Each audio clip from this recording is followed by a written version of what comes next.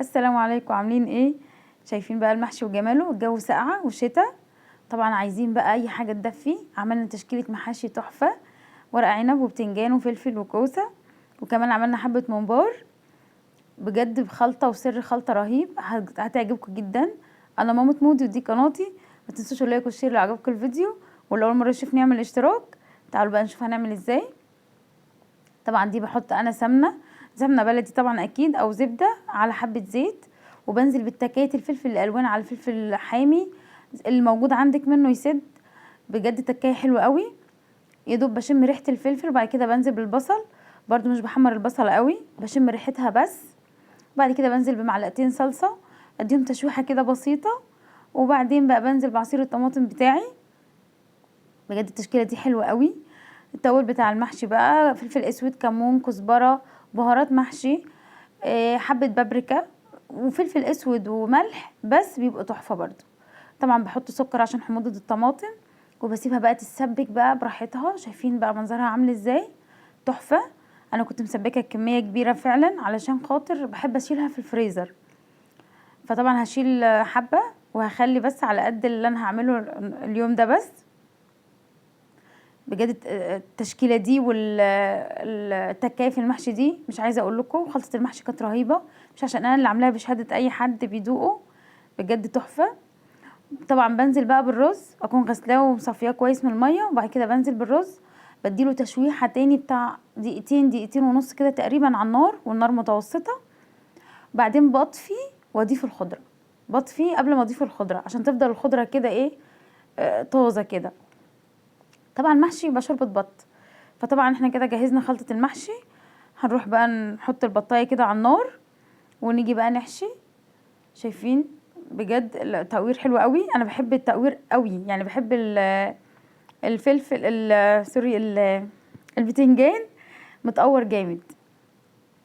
هنبدأ بقى نحشي. طبعا بحط بصل، اللي حابب اي حاجة تحطيها في قعر الحلة براحتك. انا بحط بصل، وممكن تحطي فلفل، وممكن تحطي طماطم، بس انا حطيت بصل بس الصراحة. وبعد كده هنحشي بقى. تكون الشوربة خلاص بدأت، خلاص تعمل البطة تستوي وتعمل شوربة. وبعدين شايفين انت كل واحد بقى ورصته في المحشي بقى زي ما بيحب. انا بحب المحشي البتنجان الاسود جدا، وعندي ابني بيحب البتنجان الابيض. فكل واحد اذواق بقى المحشي ده. طبعا بحط الكوسة، وعلى فكرة الكوسة هنا ما عرفتش كانت كتير، فحطيت الكوسة والفلفل في حلة تانية. تمام. هنزود بقى شوربة.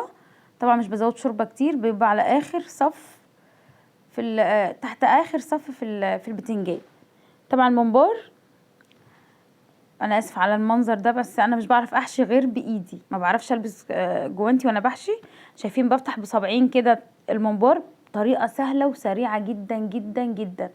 مش عايزه اقول لكم بحشي بالطريقه دي. مش عايزه اقول لكم بحشي وانا واقفه ما بقعدش، وممكن بعمل اكتر من كيلو ونص كمان ممبار وانا واقفه كده، لان الطريقه دي سريعه جدا. طبعا وحاطه ميه على النار للممبار. بحط فيها بصل وطماطم زي اللي كنت حاطاه في شوربه البط كده بالظبط. ورق لورا وحبهان وبصل وطماطم، بوكيه جرنيه بتاع الشوربه اللي احنا عارفينه كلنا. ومش بملى الممبار قوي علشان ما يفرقعش مني، وعشان الرزايه تستوي تبقى كويسه. والممبار بزود له خضره، لان الممبار بيحب الخضره، بتخليه هش وخفيف وتحفه. طبعا الممبار ده من احب المحاشي، يعني انا عندي الولاد بيعشقوه، بيحبوا الممبار جدا. يعني ما ياكلوش انواع المحاشي التانية، بس ياكلوا ممبار. والنظافه بقى بتاع الممبار انا قبل كده منزلها لكم. اهم حاجه طبعا تكون غاسلينه كويس جدا ونقعينه، وبيطلع تحفه. كده احنا كده خلاص سلقنا الممبار، وحطينا المحشي يستوي على النار، وحطينا البطايه في التوستر او في الميكرويف تاخد وش.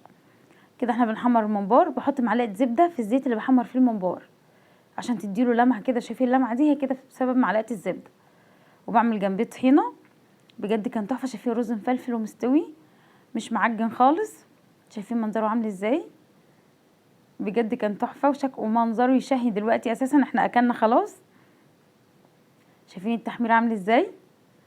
جربوا طريقتي في خلطه المحشي دي، بجد هتعجبكم جدا. حلو قوي. الرز بيبقى مفلفل جدا ومستوي. واهم حاجه طريقه السوا كمان، يعني الخلطه سر المحشي الخلطه. وطريقه السوا تكوني عارفه بتسوي ازاي. تمام. البتنجان الاسود ده مش عايزه اقول لكم عشق بجد، بيبقى طعمه حلو قوي. طبعا ما جبتلكوش وانا بلف ورق العنب لان في حاجات كتير بتتصور وبفتكر ان انا بصور وبلاقيها مش بتتصور. شايفين الرز مفلفل ازاي في البتنجان ولونه حلو قوي؟ شايفين مفلفل ازاي؟ جربوه وليه رايكم. يلا بقى، سلام عليكم.